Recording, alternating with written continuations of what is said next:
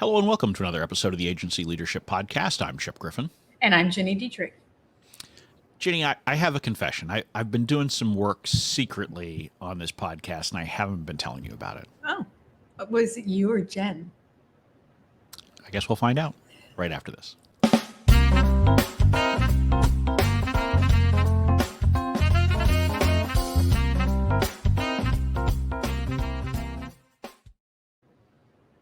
Okay, fine. You caught me. I don't do any actual work. I just sit here on screen and Gibbets, and Jen does all the real work. So, I know. But I'm aware. Yeah, I think she's secretly been putting in more time than I realize. Oh dear. To make the podcast as good as it is.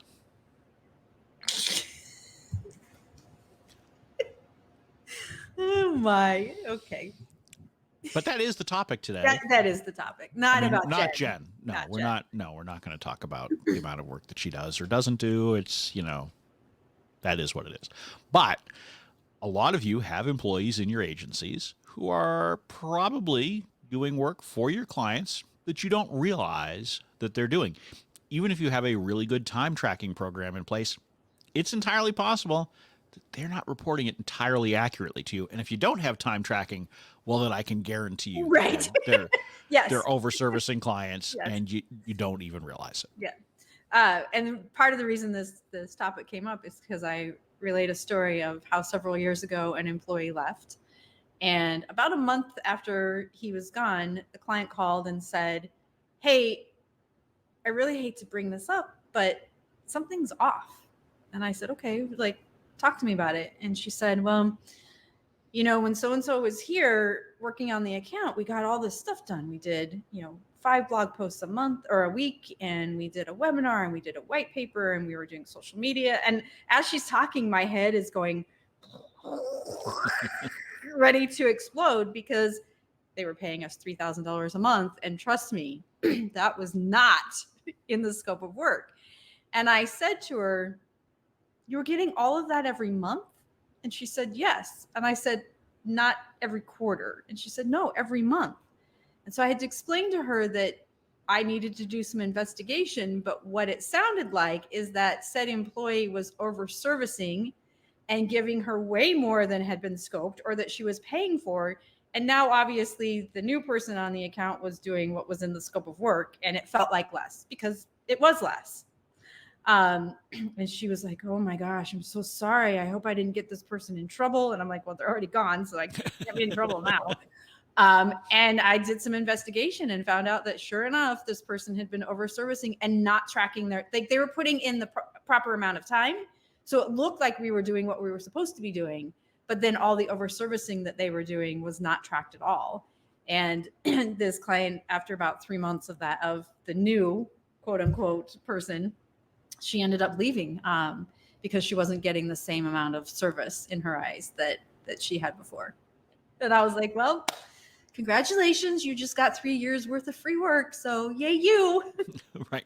And I've had similar experiences too. And usually you discover these when an employee leaves, Mm-hmm. right? That is typically the time when you realize that this has been happening because something falls through the cracks because it wasn't on the list of things that we're generally doing. Right. And so now, the client says, "Well, wait a minute, what about this report? Or what about these things that we've been doing? Or why isn't this being done as quickly and turned around in the same way?" Right.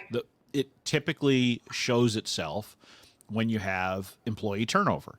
And it can be incredibly frustrating, not just for you, but also for the client, because the client, sometimes particularly the day-to-day, depending on the client relationship, the day-to-day contact may not even be aware that what they were getting was out of scope. And Sure. so it's even more jarring to them when it gets taken away. Right. And it does impact them because now their bosses have an expectation. It's one of the reasons why I always say, whether it's out of scope work that you're aware of or not, you need to put an end to it as quickly as possible, because the longer it happens, the harder it is to undo. For sure. Yeah. I mean, in this particular instance, it literally had been 3 years, and this person was just over servicing. And I think probably they were afraid to tell them no, or to say, "Yeah, we're happy to do that, but this is what is included in the scope, and we're going to have to either take some things away or increase our retainer. Like, those are your two options. And instead of doing that, they were working overtime in their personal time to keep this client happy. And it's funny because as I think back on it now, like, there were larger clients and more exciting work, in my opinion, that they could have done that with. And for some reason, they chose this one client to just literally give her 3 years worth of work for free. Like, right. Well, I think, I mean, it's interesting. I think employees engage in overservicing of clients for a whole range of reasons, right? Sometimes it's just that they like the client, they've got a good rapport, and so they want to try to be helpful. Sometimes it's because, I mean, I know as I think back to my first agency job, you know, I used to overservice clients, and I used to fib on my timesheets because I was caught in a position as a junior where I was either going to get yelled at by my bosses for spending too much time on a client, or I was going to get yelled at by the client for not getting them what they needed. And so as a junior, you try to find oftentimes that path of least resistance where it's going to be cause the least issues for you. And so you go down that path, you know, and I think part of it too is, frankly, we as leaders often don't help educate our teams enough about what the scope even is for a project, right? I mean, if they've never seen the scope of work, how do they know it's not within scope to agree to something? And so, you know, if you want employees to live within scope, they need to know what that scope is, what their limits are, because otherwise they don't even know to flag it to you. And the final thing I would say is you need to look at your own actions as an agency owner when these things happen. Because quite often, I know in my case, when I've had situations where I've discovered this after an employee left, part of me kind of always knew something was going on. You know, if you're honest with yourself, you sit there and say, yeah, you know, I kind of sensed that maybe something might be going, but I didn't want to know. I didn't want to, client was happy they were paying. So I just kind of, I turned a gentle blind eye to it. Or in some cases, it can be because, you know, the leaders are pushing you so much to just do what the client wants and just figure out how to get it within scope. And so, you know, if you're in that position as a leader where you're just pushing your team just to get it done, well, then you share some of the blame here as well. And I would also add, if you are a kind of leader that quote unquote sets the example and you're over servicing as well. Like, I have lots of clients who say, well, it's just my time. I don't get paid for my time. You do get paid for your time. Like, the business pays you. It should pay you. So it's, your time is not free either. And so when people, and I certainly have been guilty of that as well. So when your team sees that you're over servicing and not charging the client, they just assume that that's how things are done.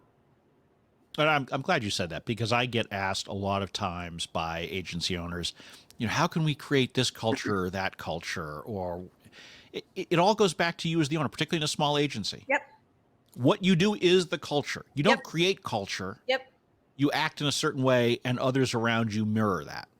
And you encourage certain behavior, and so that becomes the culture. So you can't sit there and say, well, I need to build a culture of not over servicing unless you yourself are living by that objective yourself, and that you're telling people about, and you're educating them about, and you have to educate them why it's a bad thing. I mean, I think it's really important to explain to your team how just one extra hour a week can make a huge difference in the profitability of individual projects, because it's very easy to sit there as a junior or even as a senior and say, well, it's just an extra 30 minutes, it's just an extra 60 minutes. And then it kind of adds up. And now you sit there and say, okay, well, we had budgeted 10 hours a month for this client. We did an extra hour a week. We figured out that's not a big deal. That's a 40% increase in cost. Right. If I went to you, because if I go to you and say, can we spend an extra hour a week on this client? Whatever, it's an hour. But if I go to you and say, I'd like to spend 40% more to service this client, you'd say, heck no. And that's perhaps an extreme example, but these are real. And the problem with most overservicing that employees are doing is it just keeps adding up, because you overservice once, and it's not just once, because once you've made the exception that one time, it then becomes the expected behavior. And then you say yes to something else, and now you've compounded it because you're already doing the one bit of over servicing you already were doing. Now you're doing a second bit. Yep. And so now, it's like Senator Dirksen said many years ago, a billion here, a billion there, and pretty soon you're talking real money. Actually, it was so long ago, it was probably a million here, Million, there. right. But anyway, nowadays it's, a trillion here, a trillion there, and pretty soon you're talking real money. It's lovely how inflation works. Inflation works. But so you need to be on top of this as quickly as possible, and you need to build a culture where your team is comfortable coming to you and saying, "Hey, I got asked to do this. Is that okay? Yep. Can I? Is this within scope?" And if it's not, you've got to figure out how you work with them to push back. And it is the culture, because that's how you behave. If someone comes to you and you say, "I don't have time for this, just get it done," well, now you have condoned and I was guilty of that many times. Like, I just, a small client, I just don't even think about it. It's not worth my time. Well, it is worth your time, because if you end up over servicing them to such a degree that 10 minutes of time that you spent solving it 3 years ago would have headed it off, you would have come out ahead. Yeah. Penny wise, pound foolish. Yeah. So how, as agency owners, do we mitigate this risk and ensure that this stuff doesn't happen? I mean, it's happened to you, it's happened to me. I'm sure it's happening to lots of listeners. How do we mitigate it? Well, I mean, I think, like I said, first thing is education. You really have to educate your team about what the scope is and why scope matters. Because if you're not doing those things, then you haven't even put the basic building blocks in place. But I think the second thing is, frankly, you got to have time tracking. Yes. And I know a lot of you hate this, but you got to have time tracking. Yes. And you have to create that environment in which accurate time tracking is never penalized. Never. I don't care what your utilization rate is. I don't care if you actually spent more time doing something just tell me you did. Right. I need to know if I don't know what reality is, I can't make a change. That's right. Because if I'm looking at fictitious data, that doesn't get me anywhere. Right. You don't know how much it costs to realistically do things. Like if you're looking at data and saying, "Oh yeah, like we were totally in scope with this client, so I'm going to budget the same for the next client that wants something similar." And all of a sudden you're like, "No, actually it costs 3 times as much." We have to have that kind of data. Just like you have to have data to be able to show results and measure the work that you're doing for your clients. You have to have the right kind of data to be able to make decisions in your business. So I love the idea of not penalizing accurate reporting, because that's what it is. Like when I worked for the big agency, they didn't want me to bill my time for client entertainment. Well, why? Because I'm with the client. If I weren't with the client, I'd be at home watching TV, not right, or catching up on emails or something. I would not be. So why would I not tell you that this is what they expect, especially when we're traveling together? They expect dinner and going out or whatever it happens to be. And that's time. That's how we're paid. So you should know that. And so it ended up that I did the same thing. I just didn't track that time, which is dumb, because then they weren't accurately, and I was exhausted. They weren't getting an accurate picture of what the client truly expected. Well, and again, this starts with you as the owner. You need to be tracking your time, and you need to be honest about the amount of time that you're spending on various clients. And it's a real simple test. If you wouldn't have spent that time, if that organization was not a client, it's client time. That's right.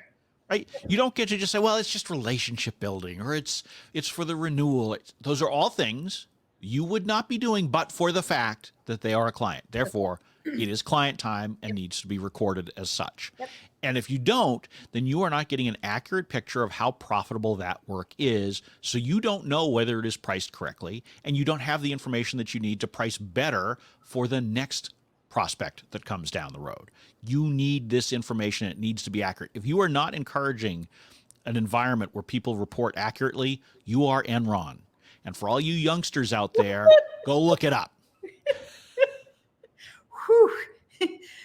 I have some friends who do time tracking, and they do it well, and they expect, everything that we've just talked about, but they create buckets in their time tracking system like admin, where all of this stuff falls, but then it's all bucketed together. Like client dinners are put into admin, but then it's bucketed with every other client and then all the admin stuff that you're doing for the agency. And right. So you still don't have an accurate picture. So if you're going to subtract, or if you're going to move that into a different bucket, which is fine, keep it under the client so you know how much extra time they're spending on things like that, which you would consider relationship building or renewal or client entertainment or whatever it happens to be. But keep it under the client in the time tracking system so that you know this is how much actual time we're spending with this client. Because the actual time you're spending with the client means you can't spend it with somebody else. So if it's not profitable and you're over servicing, that means that you're literally leaving money on the table. You're like, here's 10 grand, take it, I'm going to walk away. And when you think about it that way, you're like, no, like we're not going to do this. So you have to actually have accurate data to be able to make the right decisions and to bill correctly. Yeah. And those, there are two buckets that most agencies have in their time tracking that are the ones where most of this stuff gets hidden. And that is the admin or internal and business development. Yep, business development. Yep. Back when I was in the agency world, those were our two favorite places to bury anything that we didn't want to have to report otherwise, either because we were over servicing a client or because, frankly, we were just goofing off. Maybe not fully goofing off, but like reading industry newsletters or something, which back in those days, folks came by fax. So we would sit there at the fax machine waiting for, the various industry newsletters to come in, and then we would sit around reading them. And we often put that down as business development time because you never got penalized for anything that you called business development. That's right. If you have a lot of time in your business development bucket by a lot of members of your team, you better be growing really quickly. Otherwise, something's probably being tucked away in there that doesn't really belong. And so, but these are, again, if you are not even starting to try to track this, and you're not creating that environment where people are comfortable coming to you and raising these questions, it will go on and it will only get worse over time. These problems do not solve themselves. And overservicing, scope creep, these are the biggest problems that most agencies have. It's not about getting new clients. Right? Everybody always focuses on, well, we got to struggle, we got to get more revenue. Well, yes, but the reason why you're not focusing on that, you don't have enough time to do this, because you're wasting so much time over servicing clients, and you need to at least be aware of how much of that is going on. And so you need to work with your team members to just come out and be honest with you. And you need to not turn that blind eye towards it. You need to actually ask questions. And when it feels like, geez, it seems like you're spending a lot of time working for, Acme Industries, ask what they're really up to.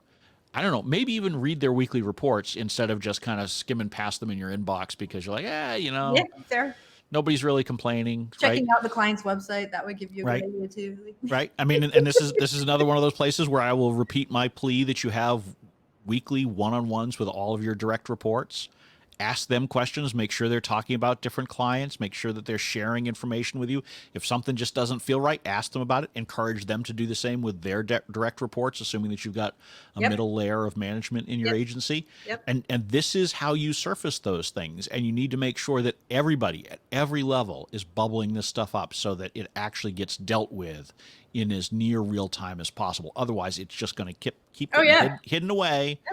And you'll have happy clients and you'll have happy-ish employees in the near term, but it will all blow up somewhere down the road. Yes, it does. 3 years later. 3 years later, You're welcome. Congratulations. But keep in mind, it is not the employee's fault when this happens. No. And that is a mistake I often see, is that owners get very angry when they find out an employee has been doing this. But it is... There are reasons why it is happening, and you need to address those reasons, the root causes, and not, in at least 90-some% of the cases, lay the blame at the feet of the employee. Because most employees are not out to get you. They're not out to waste your resources. They're not out to intentionally overservice somebody because they can stick it to the end. I mean, it does happen, but it's so rare that shouldn't be your response. Your response should be, what kind of changes do we need to make, do I need to make as the owner in order to create a better environment for this not to occur down the road? Yeah. And in my situation, I learned, I was really angry at first. But I learned that I wasn't asking the right questions in our one-to-ones, because I do all the things that we talk about, right? have one-to-one. I read the weekly reports. In some cases, she was hiding the information in the weekly reports because she knew that it was going to explode. But I could have easily gone to the client's website and seen that there were 5 blog posts every week that were written by us. And that's not in scope. I could have very easily checked out their social media. Like, I should be doing that anyway, to share stuff and so those are the things that I learned is these are the types of questions I should be asking in every one-to-one. I should be, digging in. I should be visiting client websites and social media at least once a month just to see what's going on. In some cases it comes up automatically when I open my social media, and other cases I have to go search it out. But those are the kinds of things that I think you should be doing as the owner to ensure that this stuff doesn't happen. Yeah, I think the other one is just to make sure that you're having regular interaction with your clients, even once you've gotten yourself out of the day-to-day, right? Fair. It's not. Yep. We always preach getting out of the day-to-day with most of your client work, unless that's really your passion. That's why you're in the business, and so you've got some other system you set up. But most agency owners should be pulling themselves out of the day-to-day. But I often see where that pendulum swings too far, and owners have no contact anymore with clients.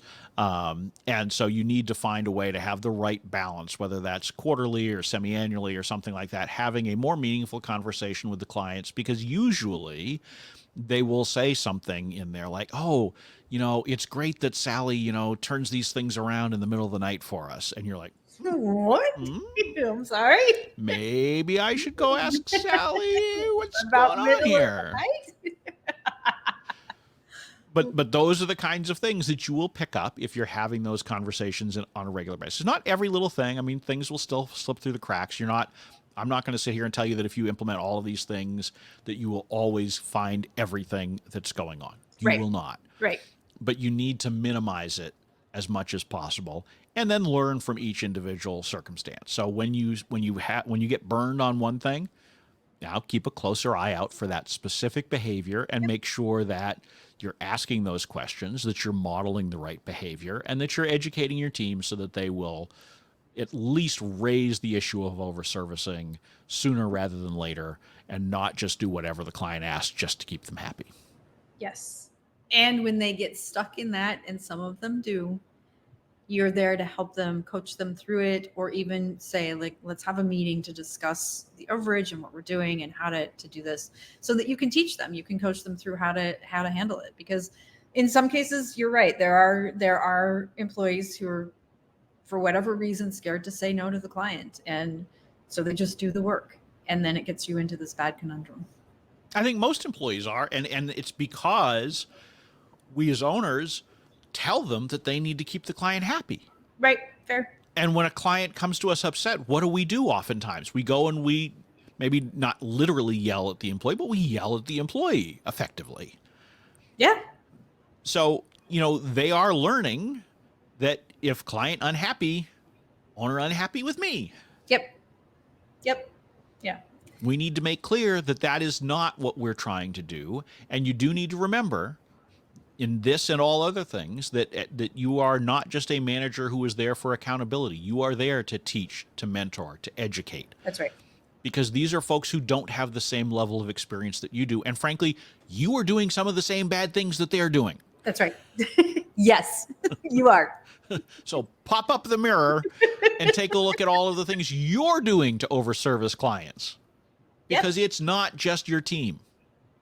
Yeah, absolutely. I mean, it is definitely setting an example of the way that you want. And to your point at the very beginning, which is about culture building, you are the culture. So if you want a culture of accountability and openness and transparency and not overservicing, you have to set that yourself. If you're not doing those things, nobody else is going to either. That is right.